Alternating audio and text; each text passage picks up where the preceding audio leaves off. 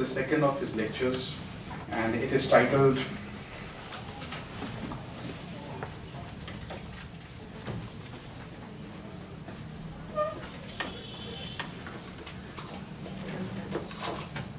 I'm sorry, sir. Yes, sorry. The second of his lecture, the second lecture that he has today is Post-colonial translation, the Arabic and the Anglophone Arab novel. Just one or two points that we can revise from his earlier lecture that he did with us day before yesterday. The first point that Suhaid raised was English as a language of translation has become a language of business. That means English has now become a language of business. It's no longer a language of translation. I recall when I was doing my PhD on Ayn Rand, there's a character in the Fountainhead, and his name is Ellsworth Toohey. He also happens to be a publisher. And how this entire publishing business in America and Europe, how it is sort of, it is managed, the management of publication goes on. So Ellsworth Toohey comes out as a very strong character, and how publication is controlled. And of course, with Trump coming up with fake news, we could always say that there was something called fake publications also, meaning publications that have always been sort of managed. Right? So English as a language of translation. Another great point I had raised the other day was that Western Orientalists are still lauded by the Easterners. Western Orientalists are still lauded by the Easterners. We still look up to them. We still think and we talk in great terms about people who actually torment us and our culture. Alright? So, and so I'd use this word out there, tormented nativism. Tormented nativism. And I, of course, have a personal opinion on that. I don't think so it is tormented nativism. It is tormented xenophobia. And the Western professors and the Western apologists, they try to always show that they are the innocent people around, and the other people are the violators. So hence this idea of a tormented nativism. I think so it is a tormented xenophobia, or a tormenting xenophobia. A tormenting xenophobia. And with regard to today's lecture, so I had talked about the flourishes in translation or the translators are not necessarily a faithful translation of the original. Whenever we are talking about translation studies, the flourishes that we usually see, they may not necessarily be the translations. The translator may be bringing in his own medium out there and trying to make a work seem grand, or maybe even trying to degrade a work. It is with these observations, I would now like to request Dr. Nash to please come and deliver his second lecture on post-colonial translation, the Arabic and the Anglophone novel. Thank you, sir.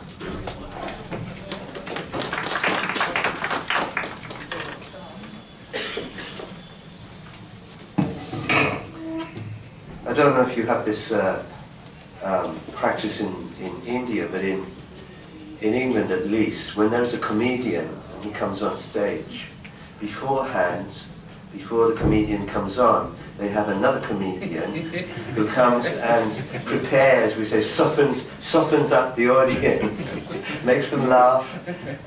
So thank you very much. I don't know if I am praising you or myself in that figure.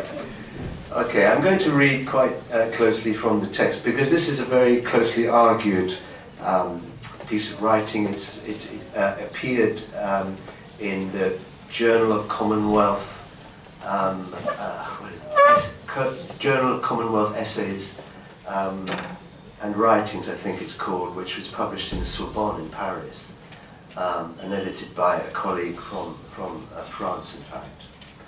So no emotions today, don't worry, I'm not going to embarrass anybody today, because this is very much an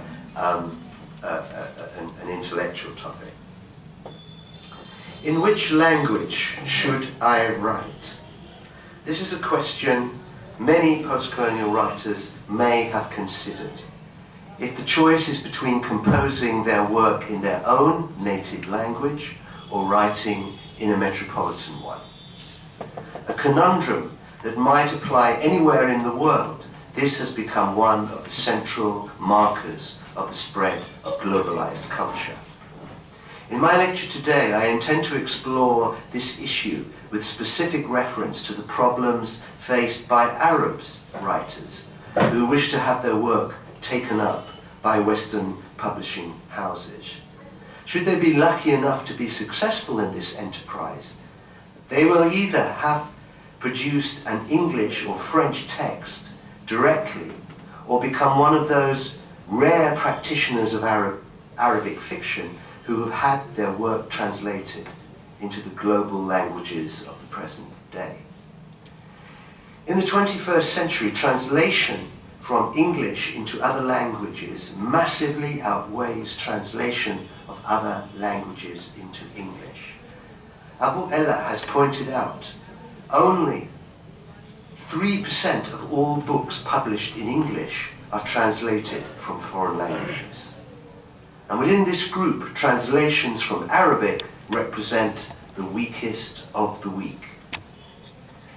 Nonetheless, given the pressures of gaining a name as an author of Arabic literature, not to speak of the poor rewards, and I remember when I was in Cairo in 1994, I met briefly the great Egyptian novelist Gamal al-Gitani, and I asked him through a translator whether it was a lucrative profession writing Arabic novels, and he just laughed. So, given the pressures of gaining a name as an author of Arabic literature, not to speak of the poor rewards, it is not surprising that some Arab writers might seek to buck that trend, and, however forbidding the challenge, eye the opportunities translation might bring. And having said that, there are some specific writers who write, one might say, in Arabic, and then with an eye to translation. Hanan al-Sheikh, for example, the Lebanese writer, is one, and arguably Nawala Sadawi also. Otherwise, probably it's a bit of, what do we call it, when you're gambling. You're gambling, really, if you're writing a novel in Arabic, as to whether it will be published, chosen for translation in English. Okay, so I start out from the assumption that in the main, Western publishers demand reproduction of a specific repertoire of representations and images of Arabs, and that Arab authors have the option of acculturating their fiction to these requirements, or run the risk of not seeing their work on the coveted New York or London bookshelf. A recent call for papers in Cleaner, an interdisciplinary journal of translation published in Spain, proposed for consideration a number of problems facing Arab authors.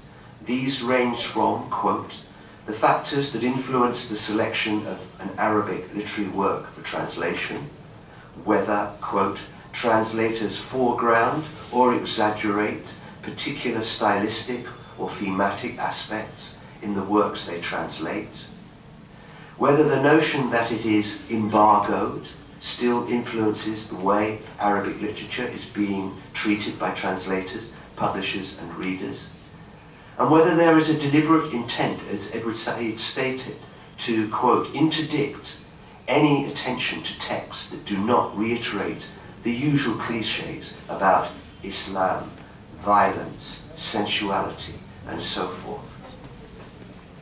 A consensus among critics and commentators concerning the obstacles facing the Arabic novel in Western markets and issues surrounding translation of Arabic texts into English or French might be summarized as follows. 1. The Western point of view that Arabic literature is problematic and is therefore to some degree embargoed for the reason that Said gave in 1990, that, quote, Arabs and their language were somehow not respectable, and consequently dangerous, louche, unapproachable. 2. The limited criteria that determined which type of text gets translated and which does not. 3. The quality of translations produced, these frequently being substandard. The set of conditions just discussed imposes on the writer in Arabic, who wants her work translated, the requirement of recognizing differences in implied readership and negotiating the manifest gap between the global and the local. Even before this process can begin, however, she must face some more basic problems of finding herself caught somewhere between the two, that is the global and the local. What Samia Mahrez considers the double bind of contemporary Egyptian writers, quote, unable to maneuver freely within the local literary cultural field because of the influence of the state on the cultural establishment, and locked out in the global field. A live issue at the heart of debates within world literatures, that is the local and the global. This situation also links to conditions closely tied in with the international publishing industry. Speaking of a category of Arabic fiction which he terms the Arabic bestseller, Roger Allen nominates 3 novels from different parts of the Arabic-speaking world. Raja Al-Saniya's Banat al-Riyad, Ahlam Mustaghanimi's Dhikarat al-Jasad, and Ala al-Aswani's Emirat Yakubiyan. Each has, quote, met decidedly mixed evaluative receptions from their local critical communities, and yet, in spite of that, have sold unusually large numbers of copies. Beyond that, their translated versions have also sold extremely well in Western markets. The approach towards translation can itself have a significant bearing depending on how it is viewed. Whether it is of the kind, and now I'm introducing the well-known terminology of Lawrence Venuti, whether it is of the kind that domesticates and smooths out the not easily translatable features of the Arabic original, or maintains by various stratagems the difference of Arabic texts with the aim of challenging the reader of the target culture. In Allen's opinion, it is significant that while each of the 3 works I've just mentioned adopts, quote, very different narrative approaches, they are united in their avoidance of the ambiguity, uncertainty, and stylistic and generic complexity that is characteristic of much recent novelistic production in Arabic at the hands of writers as varied as Ilyas Khoury, Ibrahim Nasrallah, and Ibrahim Al-Kuni. Allen's observation begs the question as to what, beside their conventional narrative styles, these Arabic bestsellers have in common. We might argue that those writers who do succeed in getting translated and receive significant exposure comply, wittingly or not, with frequently rehearsed stereotypes about Arabs. Adopting the perspective of an American reader, Stephen Salata suggests that, quote, the category of Arab brings to mind a set of images, some of them contradictory, brutish, misogynistic, untrustworthy, sexually voracious, greedy. Drawing on an MLA survey that showed enrollment on Arabic literature courses in American universities, that is translated text from Arabic fiction, rose significantly in the post-9/11 environment, Sally Goma and Chad Raymond discuss a selection of texts placed on university syllabuses as representative of Arabic literature and culture.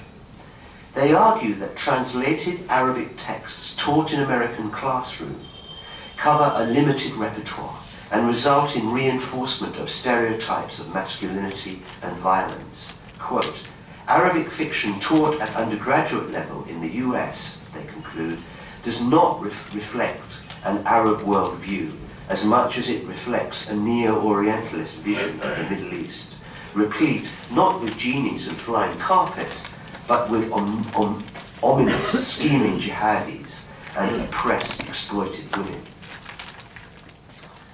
That final trope in Gomar and Raymond's list, exploited women, brings me to one of the most discussed issues in this topic area, the specific matter of the translation of Arab women's fiction. Huda al-Sada writes, quote, "The reception and consumption of Arab women's writing in translation in the West is inevitably tinted by the political and cultural environment of the host language. This state of affairs has been underlined in articles by Morja Kaf and Amal Amira, in which they review translations of writings by two Arab women who have become feminist icons in the West.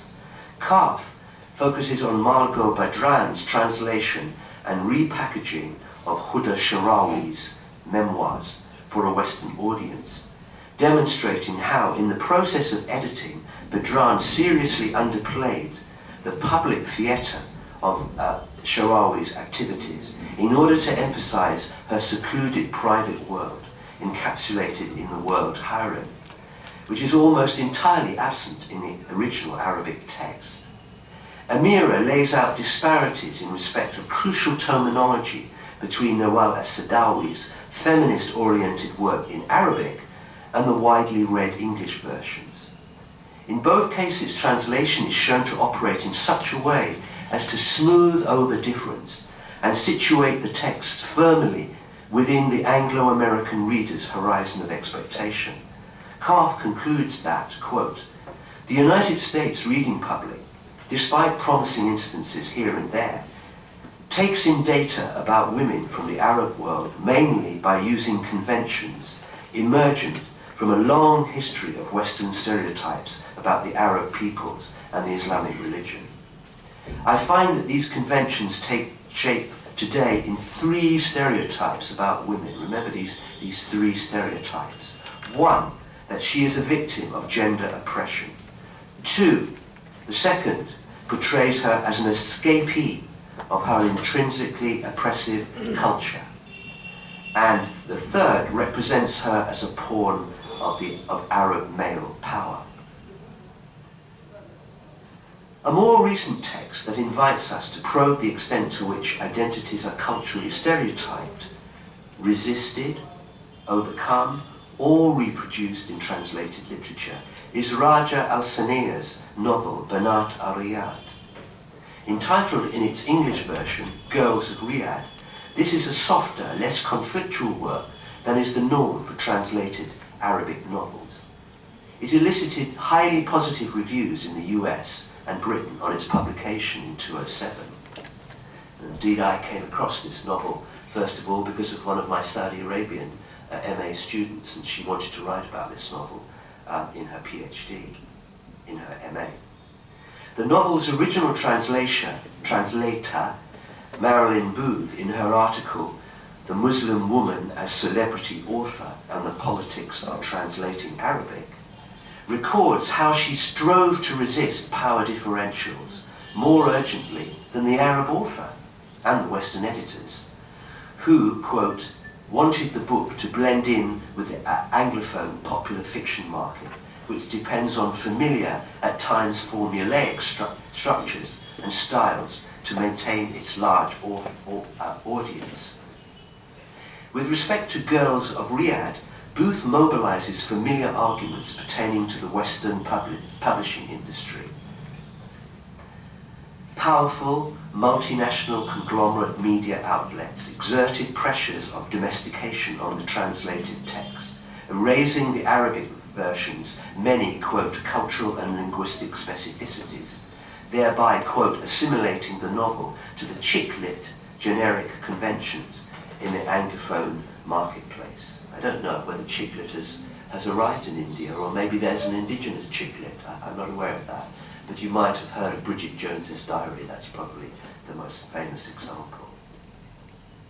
The result, she says, was that her well thought out translation strategy to remain, quote, closer to the Arabic in the original Arabic in producing, not omitting, lexica, modes of address, and genres of repartee was sacrificed. Not for want of trying on the part of the translator. Marion Booth is an American translator. She now, I think, has a visiting professorship at the University of Edinburgh, but was, I think, working out of the University of Texas. So here we have an American translator wanting to be faithful to the original version. She was strongly minded, in fact, to resist the domestication of this text. However, with Girls of Riyadh, power differentials might seem to have won the day. In this case, the Arab author herself opted to work with the Western publisher to ensure accommodations were made. So Booth's translation was dropped. An author of a work of Arabic fiction, eager to establish her work's place in the world, specifically the Anglophone popular fiction market, Al-Sanea preferred to see through to publication a reader-friendly translation of her own text. In proffering an alternative translation, which she claims was closer to the original, Booth's intervention complicates the proposition that power differentials work more negatively on translated texts than those composed directly in a metropolitan language. So here I'm raising the question of Anglophone writing versus translation from Arabic. So however, though, while the published English version may be said to confirm rather than challenge the reader's cultural expectation, it can be argued that in the case of Girls of Riyadh, the writer was exercising her right of agency in approving such a translation, in desiring to render one she considered more authentic. Booth's resistance could be seen to be misplaced. Moreover, the values projected by the novel in its Arabic original are not significantly changed in English translation. The setting, with its ubiquitous cell phones, social media, and shopping malls, above all the chick lit genre of the novel, demonstrate the extent to which the local, national context has been transformed wholesale by the international and transnational.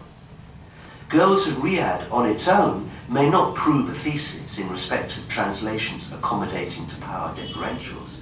However, whatever its reception in the Arab world, its subject designates Al-Sanea's novel as a prime case of translation into English. We could say that the projection of the 21st century behaviours and lifestyles of young Saudi women, sandwiched as they appear to be between the confinement of the same-sex extended harem and the postmodern freedoms of young Bridget Joneses, induces a pleasurable frisson in Western readers. What is new about these females is that they strain to enact agency as well as desire, only for the limitations of their society to rein them in. Simulacra of liberated women, chicks, but imperfect ones, they remain at the mercy of deceitful Arab men who, through perfidious maneuvers such as breaking engagements, arbitrarily ending relationships, or giving in to family pressures, can still ruin the young women's happiness or destroy their reputations. A flavour of the impact the novel had on modern Western readers might be observed in the following extract from an online blog, quote, "Although I am well versed with Arab culture, there are still shocking discoveries about the Saudi Arabian society in Girls of Riyadh. The novel is illuminating. It tells us of the reality of Saudi Arabian society. In Saudi Arabia, single young men are not allowed to enter famous shopping malls to avoid the harassment and flirting they initiate towards women. Valentine's Day is banned because it is a Christian event that ignited unvirtuous feelings between boys and girls." So the blogger, who claims to be well versed with Arab culture, is clearly gratified by the manner in which the text uploads information about peculiarities of Saudi society such as the use of Bedouin names and its main tribal divisions, in effect endorsing the text as authoritative ethnographic report. In addition, he clearly approves the text's titillating revelation on aspects of gender separation, which we sense confirmed rather than shocked his expectations. I now wish to move on to discussion of the issue of how critical thinking has engaged with alternative means of encoding Arab themes in Anglo or Anglophone Arab writing. So I'm now having discussed Arabic fiction and how the pressure to get translated tends to make it very likely that accommodation to a Western readership will be the norm. I'm going to move on to the question of Anglophone Arab writing. That is what we would call a category of post-colonial writing. Now there are theorists, and I'm going to quote one of the main ones here, Wael Hassan, who argue that Anglophone writing in some ways has the power to resist this accommodation, which I've been talking about with respect to Arabic fiction, but we shall see. Okay, comparison of novels written in Arabic and translated into English and novels written directly in English invokes variant sets of criteria, while, I shall argue, still retaining significant commonalities. Obviously, there are differences in implied readerships between novels written in the first place in Arabic and Anglophone Arab novels. Indeed, it could be argued that the specific power differential of getting published in English is not a key concern for authors writing for a readership in the Arab world. For them, power might be said to have a different application. Censorship is usually operative, and in the case of Egypt, for example, a state-run writers' apparatus controls writers' publication opportunities. When it comes, however, to work taken up for a Western market, we have already touched on features that are lost in the translation process, and others which favour the selection of texts for translation and circulation in the Anglophone world. Additionally, when it comes to Anglophone Arab writing, we might consider what features are changed or receive undue emphasis, and which new ones are inscribed. In comparison with English translations of Arabic texts primarily concerned with representation of Arab women, Anglophone Arab women's writing obviously works within different parameters. Accommodation to Western readers' horizon of expectation often seems less straightforward because it operates behind an exterior that appears to give agency to women writers. In other words, we're talking about a sort of a double bind here, that Arab women writers who come to the West and who can write in English or in French seem to have the freedom that is not available to Arab writers, women writers writing in Arabic. And therefore, there's something different we might expect in the text they produce and in the accommodation to the Western reader's horizon of expectation. So the freedom from censorship and publishing in European languages provides for the Anglophone Arab woman writer the license to explore patterns of behaviour only partially allowed to male Arab authors in Arabic, but not at all to female ones. The implication is that the Arab women writers who can compose in European languages are doubly compensated for the lacks they face in their native land in exile. They gain the freedom to engage with behaviours interdicted by patriarchal societies, as well as the license to write about them. In fact, Western publishers might be said to contract a pact with such authors that underwrites much of their work. In order to be published, this type of subject matter will form at least part, if not the sum, of what they write. This can be said to spill over into gender issues relating to the fictional representation of Arab women, not infrequently within cross-cultural relationships. This pact I've called in my article the gender pact. So I'm saying that publishers kind of make an agreement, an implicit agreement with Arab women writers in English, that they will write about the very subjects that an Arab woman writer writing in Arabic could never write about if they are publishing in Arabic only.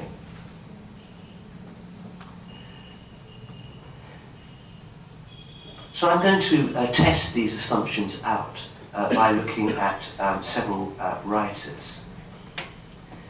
If this is an encapsulation of a significant range of Anglophone Arab women's writing, the nostrum that a bilingual Anglophone writer engaged in cultural translational fiction may be more aware of and motivated to resist power differentials needs to be problematized. So given the situation I have talked about of the gender pact, I am raising the question as to whether really there is a process of post-colonial resistance going on in texts written by Arab women in English. From the beginning of her career as an Anglophone Arab writer in the 1980s, Egyptian writer Ahtar Souif has attracted criticism for employing Orientalist tropes, particularly in her representation of Arab female sexuality. Asya, in The Eye of the Sun, is summarized by Joseph Massad as motivated by, quote, a quest to combine love and desire.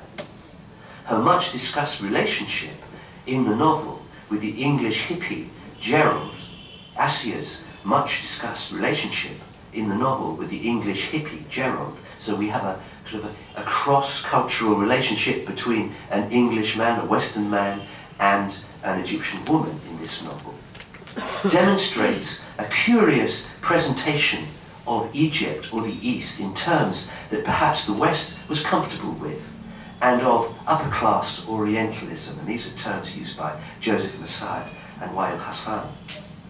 It might be useful here to draw parallels between Souif's novel and Assia Jabbar's Les Enfants du Nouveau Monde, published in 1962, a generation before In the Eye of the Sun, which in certain respects Souif's novel shadows.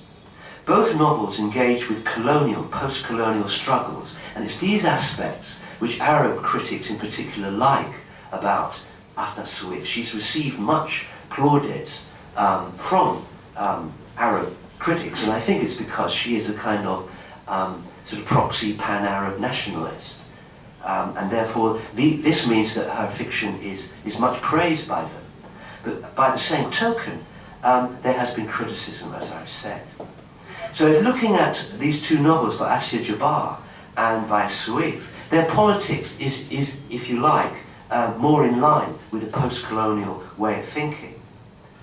However, these provide backdrops to the respective young female protagonists' pursuit of a lifestyle of experimentation beyond the expectation of their female compatriots. Souif's novel might be considered to wander into the territory of Kaf's three stereotypes about Arab women, with Assia an escapee from intrinsically oppressive Egyptian culture, where fathers must sanction their daughters' behaviors, and male doctors have the license to linger over the genitalia of their female patients. Souif's Arab female character, escapee, lapses into a tortuous cross-cultural relationship. In an intriguing reversal, Assia becomes victim to gender oppression not by a manipulative Arab male, but an exploitative, orientalizing English one. Certainly, Souif realized the undesirability of In the Eye of the Sun being translated into Arabic, partly, no doubt, on account of the tendency for women's writing to be received as autobiography in the Middle East. Moving to the Arab-American author, Diana Abu Jaber's second novel, Crescent, we are introduced to a milieu in which the Middle East immigrants are numerous. The narrative is focalized through Sirene, an American-born young woman of mixed Arab-Irish ethnicity. The work has been celebrated for its weaving into a Californian setting different strands of Arab and Middle Eastern ethnicity to produce a revived Andalusian legacy or convivencia. So again, this is positive criticism coming for this novel, again by a Tunisian, in particular Tunisian critic.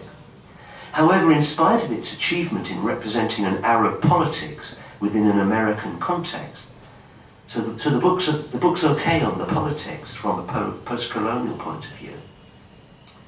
In spite of its achievement in representing an Arab politics within an American context, Abu Jaber's work also, like Suit's, reiterates Orientalist tropes concerning incarceration of women, male honor chauvinism, and veiling.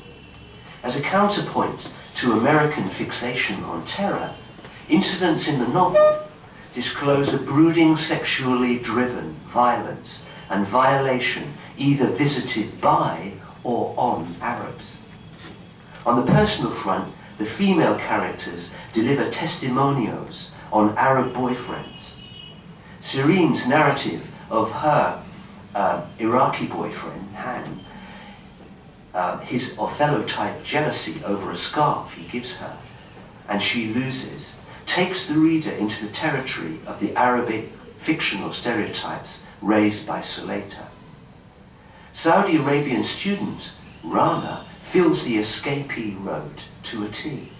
Having succeeded in releasing herself from the imprisonment meted upon her by her obsessive, control-freak Saudi husband, she comes to university in America where, while still wearing full Islamic dress, she engages in a succession of casual sexual encounters. Rana admits she is not eager to relate these stories to her American friends because, quote, it just feeds all the stereotypes.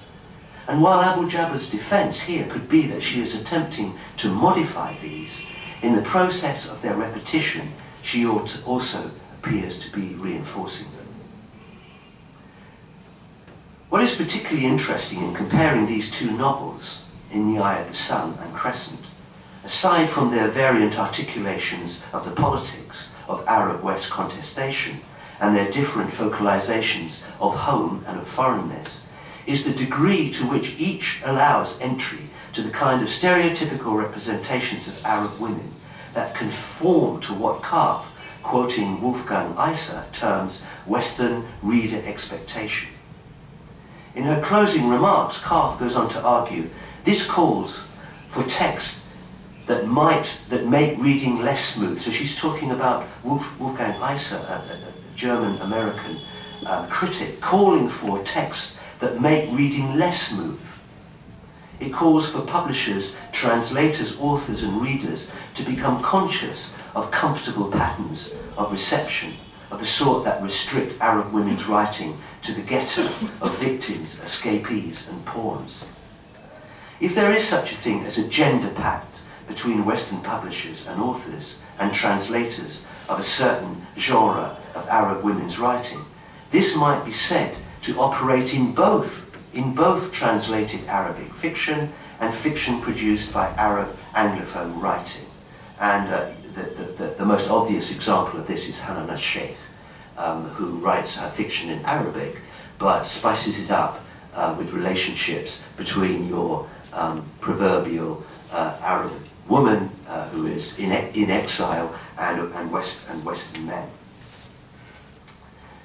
In his analysis, so now I'm going to talk about Hassan's analysis of Anglo-Arab writing, which does not take the same position as my own, which celebrates writers like Ahmad Suif, and to a much lesser extent Leila Abu Leila, with whom he has particular issues. So Hassan applies the terms translational literature to Anglophone writing, to these texts that straddle two languages, at once foregrounding, performing and problematizing the act of translation. Here Hassan can be said to have progressed Venuti's concept of foreignization by stretching it to incorporate texts by Arab writers composing in a language other than Arabic.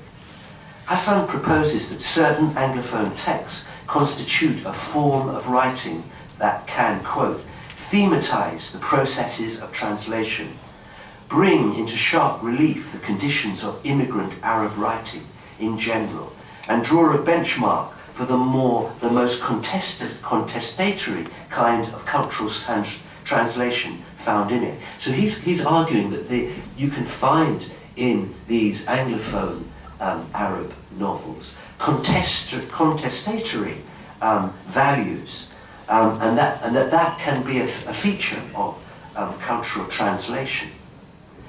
This type of literature, he argues, this cultural translation, offers the most radical form of cultural translation.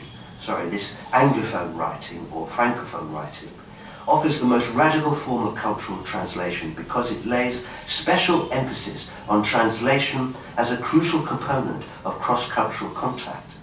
More crucially, translational texts are positioned to resist power differentials. So I've been arguing about this implicitly so far in talking about girls of Asania, but girls of Riyadh, and indeed in terms of Crescent and in the Eye of the Sun.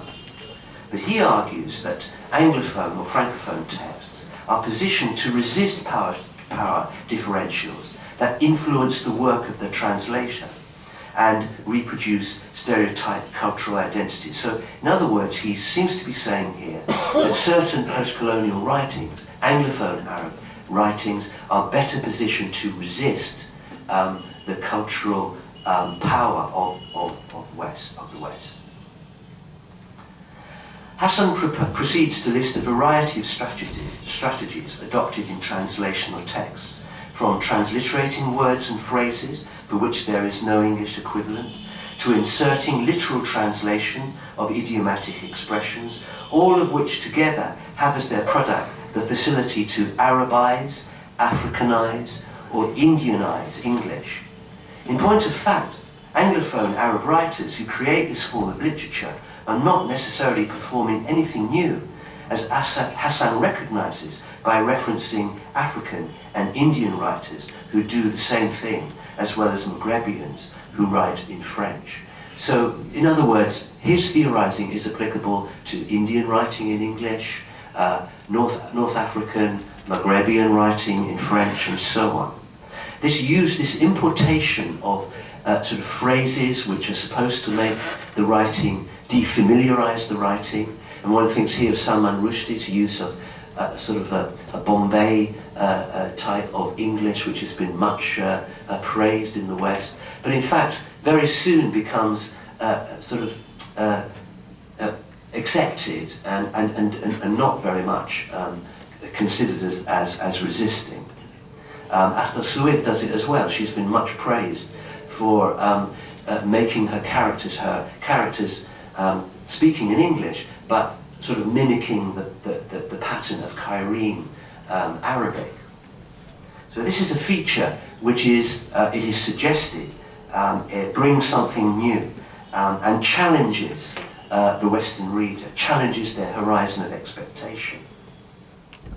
However, a bilingual writer, it is implied, might be more enabled and better placed to engage in resistance to power differentials than a writer, and perhaps more crucially, a translator of Arabic fiction.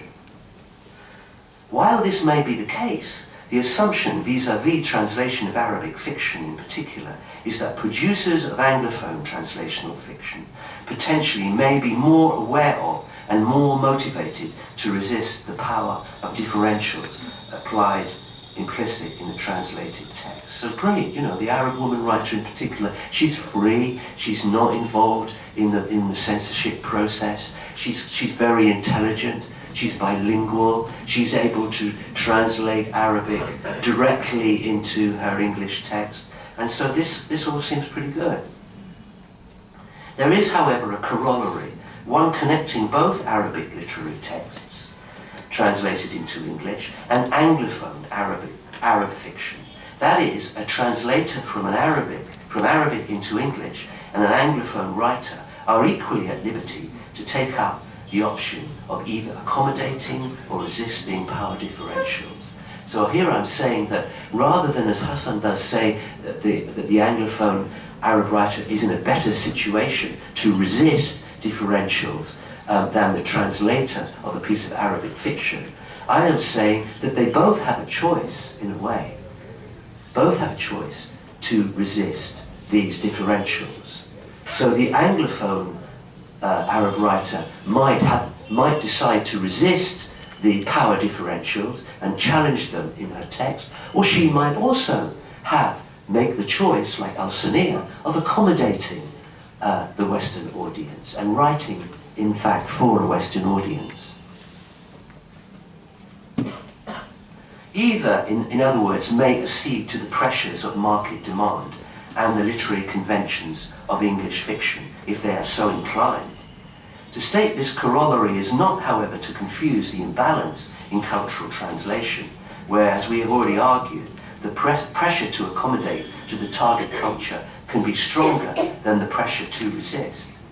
In the case of the translator, there may be little reason to adopt a foreignizing stance, especially since, as Abu Ella argues, publishers prefer to have translators who have English as their first language.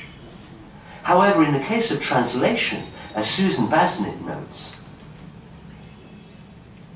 the use of translation as a figurative term to explore post-colonial texts has not found universal acceptance. So this idea that post-colonial texts are necessarily engaged in an act of translation is not accepted by all critics. Some critics have a priori problems with cultural translation's underpinning. In particular, Basnett cites Harish Trivedi, needless to say an Indian critic, who has argued against it on the grounds that it, quotes, focuses on the idea of exchange, not the reality of the language contact. Though she considers Trivedi's position harsh, Basnett has sympathy with his view that cultural translation marginalizes interlingual translation between languages, through the appropriation of a discourse of translation by scholars who are unable to translate because they can only function in a single language. So here I think we have an entree here into this whole debate in India about Anglophone Indian fiction and the Bashar, which of course is what Trivedi is concerned with, and also a potential critique of post-colonialism. Egyptian novelist and critic Samia Serageldin also calls into question the kind of Anglophone writers who would need to write in English because that is their only language of written expression. In the Indian context, at least, Trivedi contends such a state of affairs disadvantages minority languages. To dismiss this position as a species of nativism, which of course is a terrible thing, may be too easy. To do so might well be said to cover a contested element in the post-colonial project itself. That is the charge that the cosmopolitan sites of enunciation out of which post-colonial writers and critics work can lead to short-changing of the cultures on which they purport to discourse. Trivedi's reaction can be extended to Arabic-speaking critics who, according to Mara Nauman, contend that post-colonial approaches to reading literature replace indigenous cultural fields, which are not addressed to a privileged global or cosmopolitan reader. So this spills over, this whole issue of cultural translation, into the whole issue of post-colonialism. Post-colonialism, which is always operated in metropolitan centres, and which always involves academics who are bilingual and largely addressing what they say to an American, an English or a French audience. That is where post-colonialism thrives. That is where, if you want a career in post-colonialism, you should go. Trivedi's reaction then can be extended to Arabic writing. Okay, I've already said that. I've talked about how post-colonialism might shortcut the nativist, the indigenous. In both contexts, both the Indian and the Arab context, there appears to be support for Trivedi's argument, quote, that those of us still located on our home turf and in our own cultures and speaking our own languages can no longer be seen or heard. So this post-colonialism, which claims and is valorized by critics like Wael Hassan as resisting the West and as presenting the argument for things like Arab nationalism and Arab culture and so on, is actually a cover, really, which is not at all presenting the native culture, the culture of Tunisia or of Pakistan or whatever. Clearly, whether Arabs write novels in Arabic, so I'm coming to my conclusion now, I've been at it for 45 minutes, so that should be. Clearly, whether Arabs write novels in Arabic, either with the intention or the effect of their being translated into English, or attempt to incorporate Arab meanings into fiction by composing directly into a language that can command a global readership, what they produce will necessarily be modified from what is produced in a local national context. Such an assessment is hardly controversial. It's obvious that there will be a considerable difference in the way novels written in Arabic signify for an Arab readership and those either translated into or directly composed in English signify to an international readership almost goes without saying. My focus has largely excluded the majority of Arabic literary texts which remain untranslated, as well as the few texts which tend to be modernist or experimental in certain aspects, and which are translated for their perceived literary merit, but will not gain a wide readership in translation. Think of Elias Khoury's writings, for example, a leftist, Christian, Lebanese writer, interesting writer, but he's translated, but he's only read on university campuses. You won't find his books in Waterstones in England. The proposition that some Anglophone Arab novels, Arab American or Arab British, particularly the type addressed to the experience of Arab women, in enacting the function of cultural translation, have the capacity and the scope to circumvent the translator's bias and undermine neo-colonialist Orientalist stereotyping of Arabs and Islam, cannot be considered a straightforward assumption. Arab Anglophone writing may be better positioned to resist the power differentials that influence the work of the translator and produce stereotypes and identities, but in practice this advantage is not pressed home unreservedly. I could go into a different territory now, or a cognate territory, to talk about the covers of books by these writers. You find them in Germany as well. They've always got a picture of a woman in hijab, or often with a niqab, with only the eyes staring out. They are so stereotypical that the reader knows exactly what they're getting when they pick up such a novel. So do these writers really have the freedom? I happen to know a particular Arab writer working in Britain, and she's had quite some issues with publishers. I looked at her fiction in some depth and I found that she was doing some very interesting writing in a particular text. She took it to a publisher and the text has never been published in full. But her recent piece of work, in my view, panders to all of the Orientalist stereotypes which I've been talking about. So to conclude, I must finish. I just want to quote Sonia Sarageldin again, when she says, and this is an interesting quote, that successes of these novels in English by authors of Middle Eastern heritage highlights that their target audience is limited to the Western reader. They may bring the East to the West, but they often do not travel well in the opposite direction. So I think I'll finish there.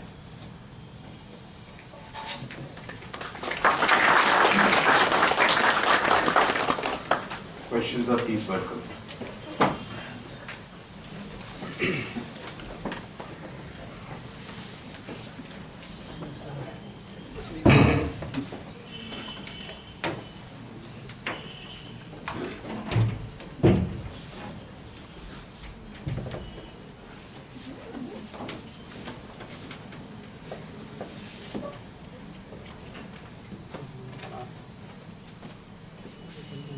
Thank you very much for this illuminating talk. In fact, I listened to each word of yours with rapt attention, and my inability to understand certain things because I have not read these novels. But the general discussion, especially in that kind of theoretical framework, Edward Said and say Hassan, say because of my familiarity with that general, say theoretical guidelines, I was able to understand that part of it all. I was just wondering about a few other things also. You mentioned generic expectations and also publishers and writers, that kind of relationship. In fact, sometimes we are forced to write something or writers are forced to write something because publishers want that. And another thing about post-colonialism, and especially in post-colonial translation. I just narrate one incident because that can also throw some light on this area. You see, 2-3 years ago, I was attending one research committee meeting at Riva University. It's a state university in Madhya Pradesh.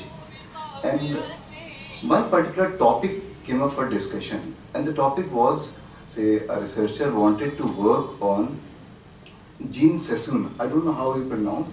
I had read that Princess trilogy. And I found those texts very, very problematic, very bad. But I knew that they were bestsellers. But to my surprise, and this was English department.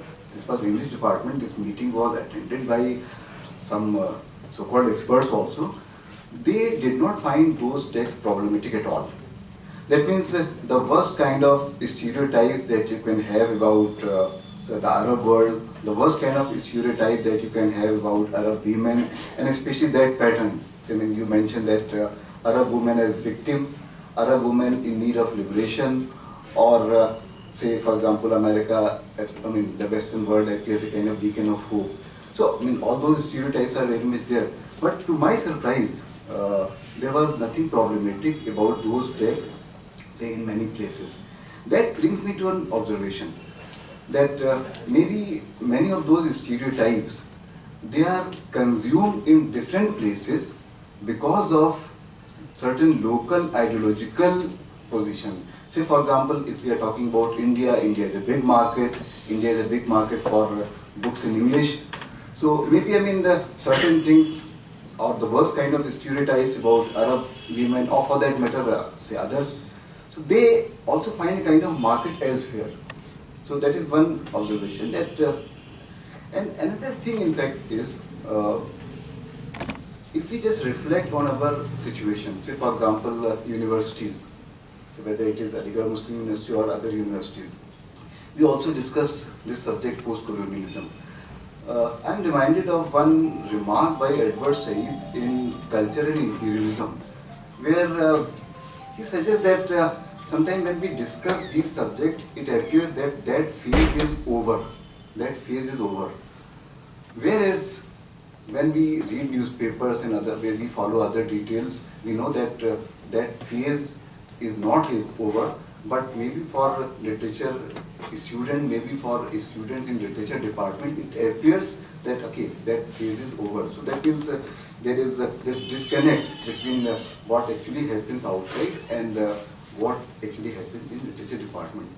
So, so actually this observation, but I wanted your comment on this also, that say all those bestsellers which set the trend. Say, for example, I mentioned Jean Sassoon. Say, do you think that these bestsellers really force, say, Arab women writers or other writers to write what they write? These are just stray thoughts, but I thoroughly enjoyed your lecture, and I'll say listen to this lecture again. Thank you.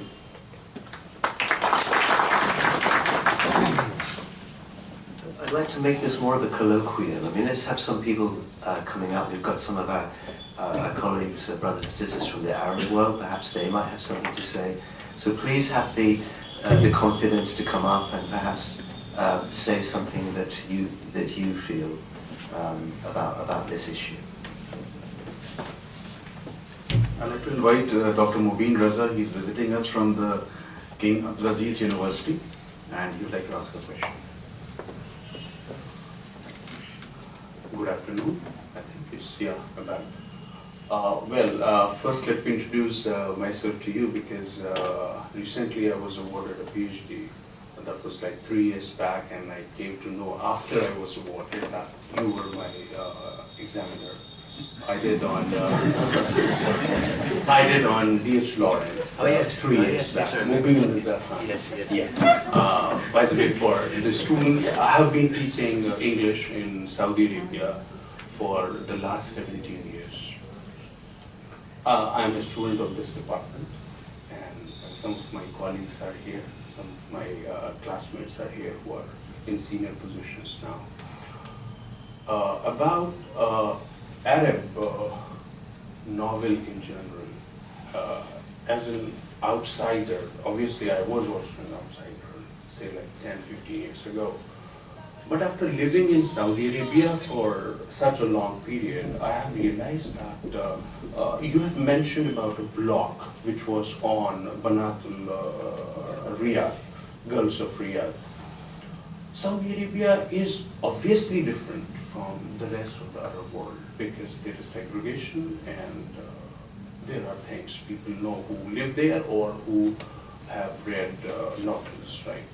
So for somebody reading the novel and trying to be shocked is something new for the person who is living there or who is familiar with the culture.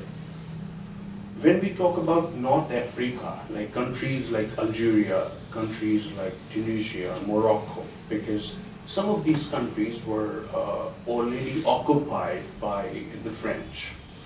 So they have a culture, of education, which some of these Middle East countries like Gulf may not have. I'm talking about English. It's still in most of the Arab, mostly in the Gulf region, that is like Saudi Arabia, Qatar, UAE, Yemen. In GCC, English is taught as a foreign language. And when we make curricula for EFL, obviously writing is the last thing to focus on. And for years, they have only been training their students to the spoken part of the language, the functional kind of syllabus that we have. So there has not been that Anglophonic Arab novel as there might be in the North African countries. Unfortunately, or it is good for them that they identify themselves as Arab countries, though they are not. They are just sharing the language, but the culture is different. And at the same time, the second observation that I would like to share with you is that is the West ready now to accept a novel like The Kite Runner, which came out from Afghanistan, if it comes out from Syria or from Iraq, if it is written by Anglophonic person who has got education in Syria or in from English medium schools, is the world ready to accept that? Will it be bestseller? I don't think so. So the problem does not only lie with the writers who are writing in Arabic, and as you have mentioned that even the author of Girls in Riyadh was ready to go for a translation which was not representing the original version, just because she wanted to come to the front, to be known in in the world, in the English-speaking world. So the blame, we cannot, you have already said that they have a choice. Both the choices are there. But as readers of English novels, are we ready? If you compare it with Indian English and Arundhati Roy, look at, sir, the Ministry of Utmost Happiness. I mean, she doesn't care about our readership. She doesn't care for the prizes. The thing which she has mentioned in the novel is super.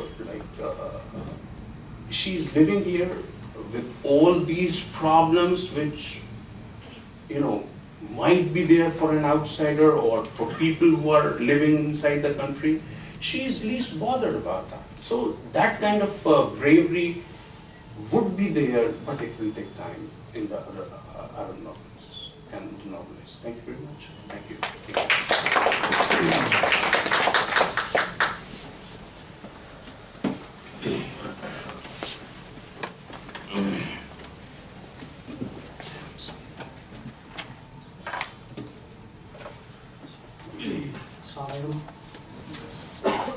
My name is Mohammed Yasin. I'm a school at English department.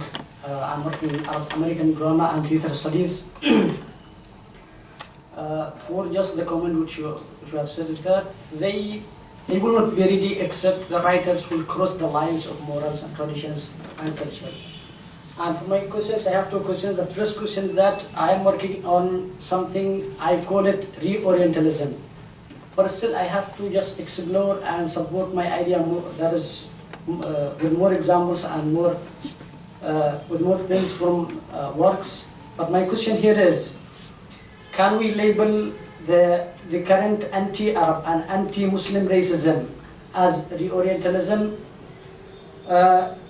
especially with regards to the presence of new imperialism, new imperialist extension in the Arab world? Second question is that I have direct contact with some Arab American writers. Sometimes I try to convince them that can we call Arab American literature as diasporic literature, but unfortunately they resist calling Arab American literature as diasporic literature. My question is there any scathing sense behind diasporic, that is the term diaspora, and is it, that is Anglophone, is it the suitable term for Arab American literature right now? Thank you so much. Well, shall I address those quickly before I forget them? Because they're quite technical issues, I think. As far as your second point, because that's the one I can remember most clearly, it's a good point actually as to whether you can consider American writing by writers of Arab ethnicity or Arab descent, whether you can really call them Anglophone.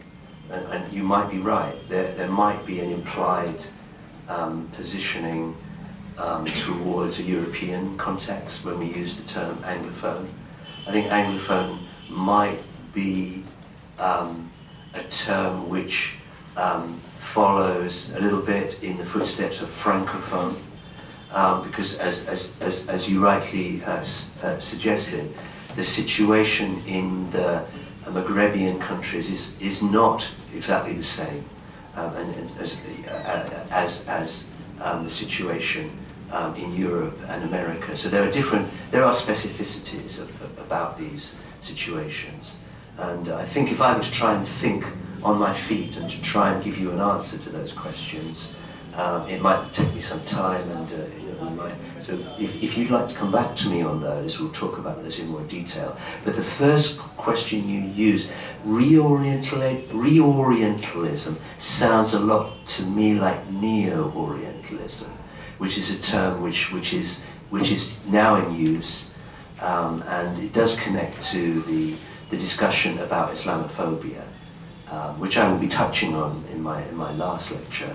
But neo-orientalism is definitely something that people who are critiquing Islamophobia, and I think both of you were coming close to identifying this trend in Western writing as connected in some way with Islamophobia. So that might seem somewhat paradoxical, that writers like Suif, who have been celebrated for putting over an Arab point of view, that her writing should even be spoken of in the same voice as Islamophobia. But there is an argument which could be made that there is if not a cognate field, Jean Sassoon's writing and, say, the writing of Diana Abu Jabba when she talks about Saudi Arabia in Crescent, in a critical way, in a different context, but it is still utilizing the same tropes. It is still accessing the same kind of Orientalist, neo-Orientalist discourse. And it's that which we want to escape from. It's that which we want to see writers emerging who can, I would say, satirize, really, what a lot of these Arab women writers have written about.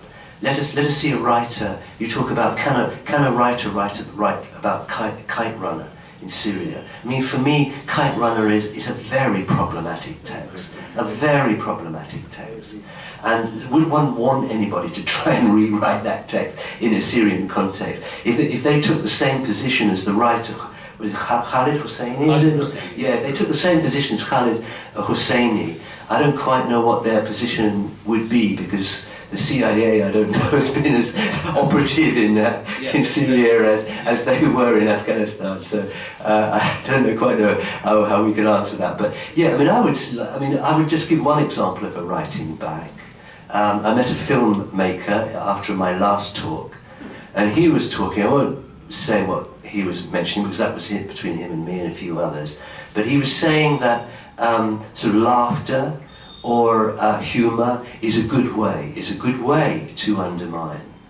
I would like to see, but I couldn't write it myself, a novel in which you have a Western man and an Eastern woman and a true description of their relationship, and something which really undermines this whole notion of the escapee Oriental woman and her saviour, the ray of translator, the man in My Name is Selma, all these lovely white men that save brown women. I'd like to have a real novel, which is a real a novel about a cross-cultural encounter, which is ironic, which is ambiguous.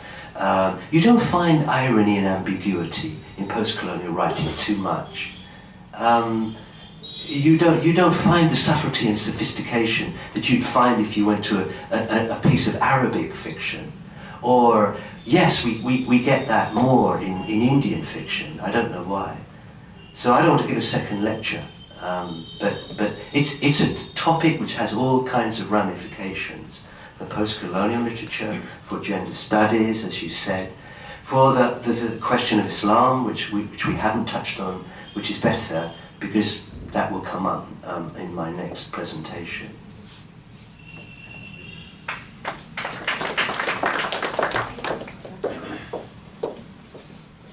Yes.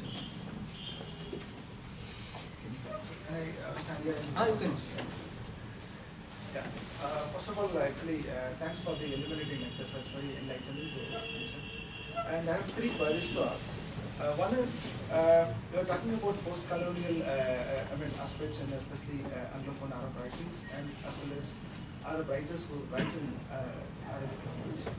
I think, hunch is that, especially when we read Palestinian writings, especially after the middle of 20th century, after 1950s, they started writing, they actually moved away from post-colonial writings. Although they took a cue from post-colonial writings, they most often they identify themselves as resistance writers, because they felt that the post-colonial framework did not really give them a space to kind of articulate more vehemently as they could feel in resistance writings, like Mohammed Dawes and with the whole lot of Palestinian writers, like Hassan Kanafani and whole lot of writers.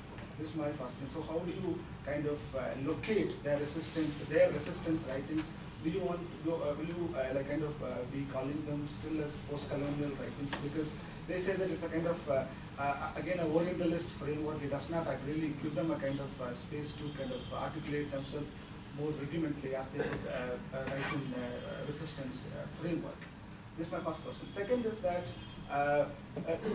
we are talking about this Arab, especially women from Middle East who write in Arabic language as well as English language, and also their novels were being translated into English.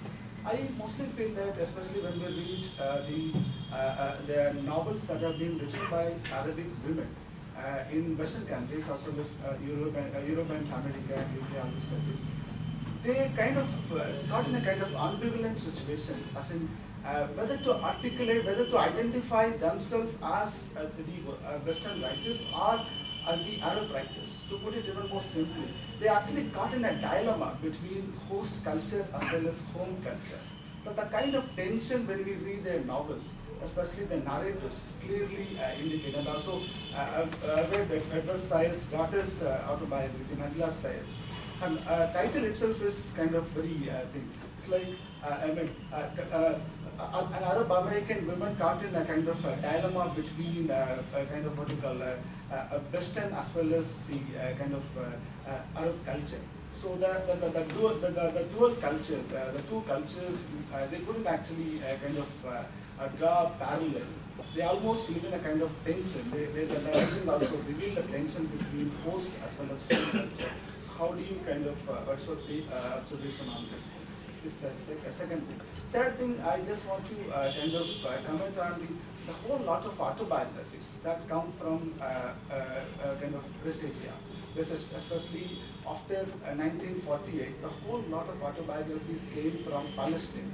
As much as because I have worked on Palestinian autobiographies for my PhD. As far as my knowledge goes, more than 15, 16 autobiographies that have been written in English as well as have been translated from Arabic to English. So, and also autobiographies from Syria, Egypt, a whole lot of countries. So, how do you kind of, because when we look at their publishers, all of them are Western publishers. Because like Western, so in that case, if you say that, because those autobiographies, especially when we read Dosky Hassan's autobiography, he vehemently criticizes this UNRW, United Nations Relief and Work Agency, how they actually failed to kind of accommodate the Palestinians in full-fledged manner to kind of give a relief to them. So they kind of severely critique the Western stand, especially UNO's stand and all these things. So how do you look at the autobiographies, especially life writings that come from West Asian people? Maybe just one or two quick questions, and Dr. Nash can answer all these questions. Yeah, we have to run. Thank you. Yes, because this Friday we have to have tea also. Just just one or two quick questions. Yeah. Very quick. Just want to push the conversation a little, harder on the issue of literalness in post-colonial literature, because we were talking about publishing, production and research, etc. So, is the aim, of post-colonial writing, is simply to write back or, speak back, as it were.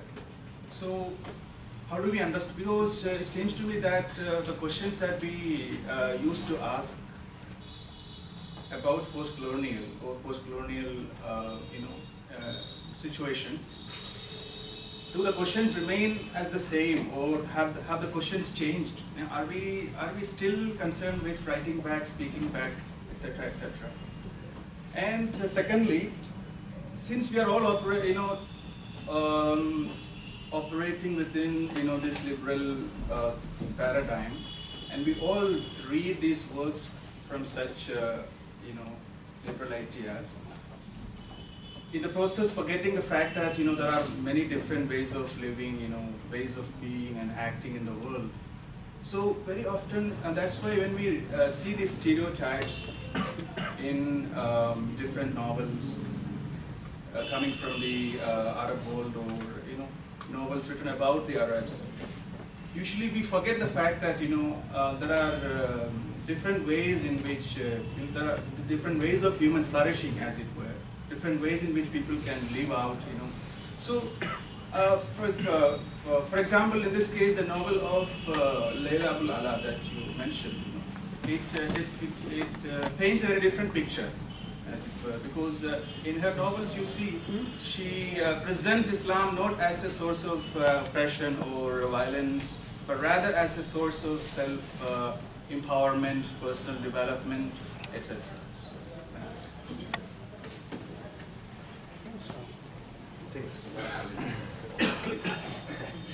Just, you have to be very brief. Very brief. Yes, sir. My question is clear-cut question. Do the West love to be deceived? If I read, for example, about the Zulu tribes, I don't like to be to see them as my own culture like that. For example, I'm interested to be more interesting for me to see them as different from my culture, different from language, from everything. My their acceptance of things, the rejection of things. So the West should just take the novel from anywhere with the whole bulk of the culture that it carries, because that is new knowledge for them, and it is more interesting for them to see to love things that are, whether they are falling within my paradigm of culture or not. That is a kind of deception or kind of rejecting, which is not a rejection, which is not justified.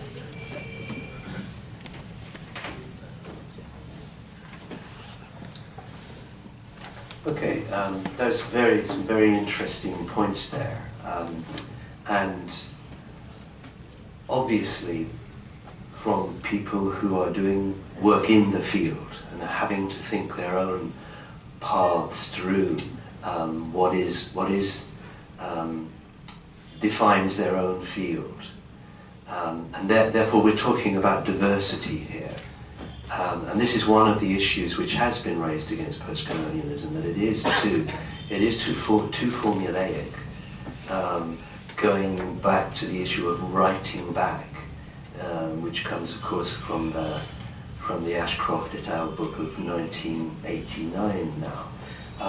There have been revisions of post-colonialism. Look, for example, at Graham Huggin's post-colonial Handbook of Post-colonial Studies, I think it is, published by Oxford University Press, I think in 2010 or 11, which shows that there is a far more subtle, a far more variegated understanding of post-colonialism, but it may be so subtle and it may be so variegated that the field is tending to lose its definition, I think.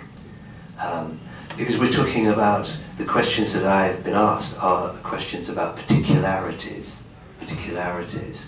And certainly, although I'm not an expert at all in Palestinian literature, to look at a writer like Ghassan Kanafani and foist on him a post-colonial analysis is anachronistic anyway, because post-colonial theory doesn't really emerge until the end of the 1980s.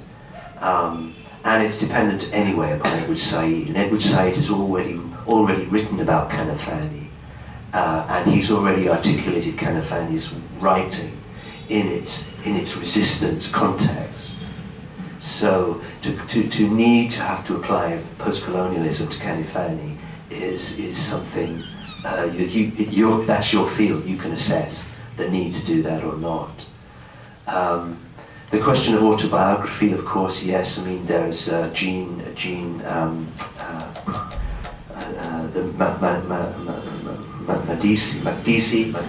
McNeasy's books as well. Fadwa Tuqan, of course, again another writer writing before post-colonial theory. But in many ways, if you read Fadwa Tuqan's memoir, you are reading about that material that I've just been describing. But in no way would you get the sense that Fadwa Tuqan is attacking her own culture, which I think is implicit in a lot of post-colonial Arab women's writing. They are, even if not overtly, they are implicitly, as I said earlier on, they are joining in this continuum with Jean Sassoon. There is an implicit undermining, I think, of aspects of their own culture. And it might be because writers like Fadia Fakir, for example, has aligned herself with really what it amounts to be a Western feminism.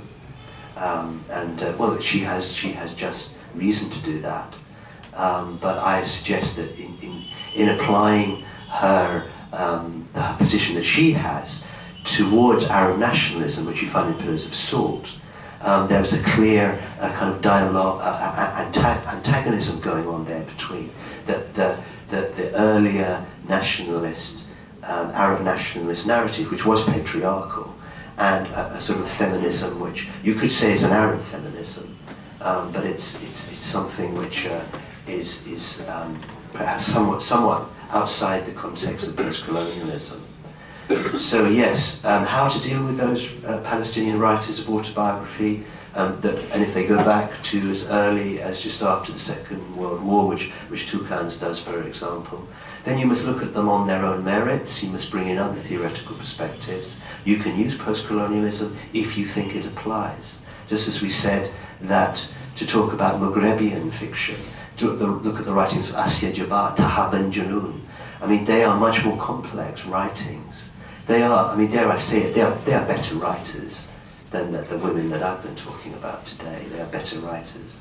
They are writers who know what ambiguity and complexity means. You look at Asya Jabbar's writings, the way she writes in such an agonized way about the Algerian struggle in the 1990s between the Islamists, the extreme Islamists, and a very aggressive, secularist, almost fascist, post-nationalist government. Then we're talking about particular specificities there, where post-colonialism seems to me does not have the apparatus to deal with issues like that. They are far more deep, far more profound. So the question of hybridity, yes, that's a very interesting point. I mean, you look at Toucan. Toucan's writing in a way is inviting a kind of hybridity. I've written about Leila Ahmad's autobiography. Well, she comes from an elite Egyptian family, and you could say that she might be tempted to adopt this escapee kind of position, but she's always engaged with Egypt. She's gone back to Egypt. She knows the Arab world very well. She adopts a position on feminism which perhaps particularly most Islamic feminists wouldn't adopt. But she's again, I think, somebody who she's actually critical of Orientalism, let alone post-colonialism. So you know there is a diversity there. There is diversity. Leila Abu Leila, again, she's a fascinating example. Wael Hassan argues, and I think very persuasively, that she is a post-colonial writer. Leila Abu Leila is a more sophisticated writer than you might think, actually. Even though she seems to write from the heart, and she presents a very interesting view of Islam. But again, her writings need to be problematized far more than they are. There's too much. Somebody used the term hagiography a little while ago in one of the sessions. Because she writes about Islam, and I find the way she writes about Islam attractive. It's firm on its Islamic principles, but it's accepting of the need for relationships with cross-cultural relationships and some kind of meeting of ways. You could say she might have been a postgraduate of this university, really, in the way she writes. But there still are problems with her writing. There are elements in her writing which I would consider to be Orientalist, and I wanted to put her in my article, but the French editor wouldn't allow me to. But there are escapee elements in her writing. There are escapee elements in the writings of Mujib Kaf. This is an insidious situation, because there is a situation in which women are struggling for their rights. There is a situation in which women are struggling for their rights. I have been called to task, as my wife will acknowledge, at SOAS for giving a paper very similar to this, in which I seem to be implying that, or the readers, that the person in the audience felt that I was undermining the struggle of women against patriarchalism, which exists in the Arab world, which exists all over the world. It exists in South America. It exists in Israel, I'm sure. So, you know, but my point was that these texts form a kind of discourse, My job is only as a critic, largely to talk about the discourse. So if you like, my position is I'm more closely aligned to theory in the sense of colonial discourse, discourse theory, a Saidian view, not, I think, very much a post-colonial view, because I find post-colonialism rather trite. So to come to the, I think the last issue, I think that's most of it, the question of deception, and actually taking the whole body of the culture. I mean, that, of course, is what we want to see, but we have to face up to the realities. We can talk about censorship in a country like Egypt, which must be even more under the control of censorship now than it was when those academics that I quoted were talking in the early 2000s, after the Arab Spring. That mechanism of censorship is even stronger available there. But we're talking also in the West about a subtle, insidious form of control of what you can write and what you can't write. And we're seeing this more and more with neoliberalism, this marketization. The things that we are allowed to say in universities are becoming more circumscribed. So let us not be naive about this. These issues are complex issues. The relationship between the coming of the Western modernity to other countries, the question of how other countries can respond and not lose their identity, how the root values of those societies can be maintained in a world which is becoming so deracinated. That is, deracinated means the roots are being plucked up. In every instance, in every country, the roots are being plucked up. So how long this globalization will go on, what is happening in the world now is a reaction against globalization. We see it in multifaceted ways. We see it in America in the recent election. We see it in Turkey, in the movement of the AKP towards a more authoritarian structure, when we were all hoping such great things from that movement. We've seen it now becoming more nativist, more authoritarian. I won't talk about the politics of this country because I'm a guest. I wouldn't dare do that. But you can draw your own. You can draw your own conclusions about that. And we can see it in my own country, where there is a reaction to, as my wife and I were watching Al Jazeera this morning, a story about the Syrian refugees. I mean, I'm going to start getting upset, so I won't go too much into that. But Angela Merkel is the one leader who attempted to deal with that in an honest way. So we see this globalization project is very much a project in making. Is it a good thing? Is it a bad thing? It's a good thing for people who are oppressed in their own countries. I don't want to undervalue those writers who do go to the West and do find freedom and do find freedom of expression and do, that they have opportunities to say things which they wouldn't in their own country. But by the same token, as I have iterated in my paper, that freedom comes at a cost. That freedom very much comes at a cost. And if it is recycled, and I suggest you look at the work of Hamid Dabashi, who's one of my favourite. Is he a post-colonial writer? I don't know. But if you look at the work of Hamid Dabashi and his notion of brown, what is it called? Brown Masks. What was that latest book? Can you tell me of his book, Brown Masks, White Masks, something like that. Is a remarkable demolition, for example, of Azar Nafisi. Azar Nafisi, an elite Iranian writer, beneficiary of all that elitism means, or did mean in Iranian society. She comes to the West, she writes a book, Reading Lolita in Tehran.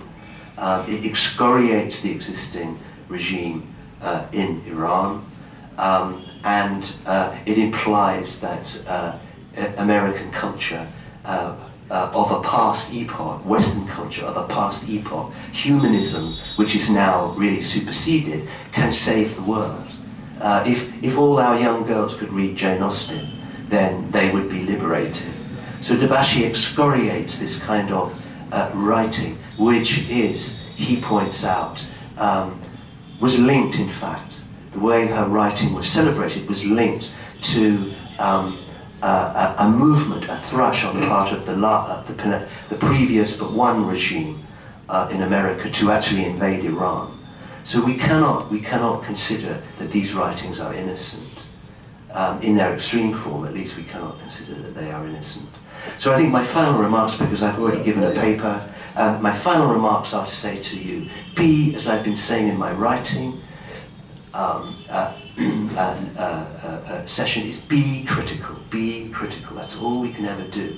We have been blessed by, God has given us minds, so we can use those minds.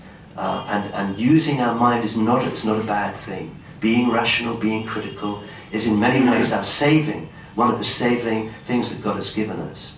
So we should be critical of all these different perspectives and become learned and become able to articulate our views and our ideas and what we think. Thank you, sir. And please join us for a cup of tea in the seminar library of the English department. Please join us.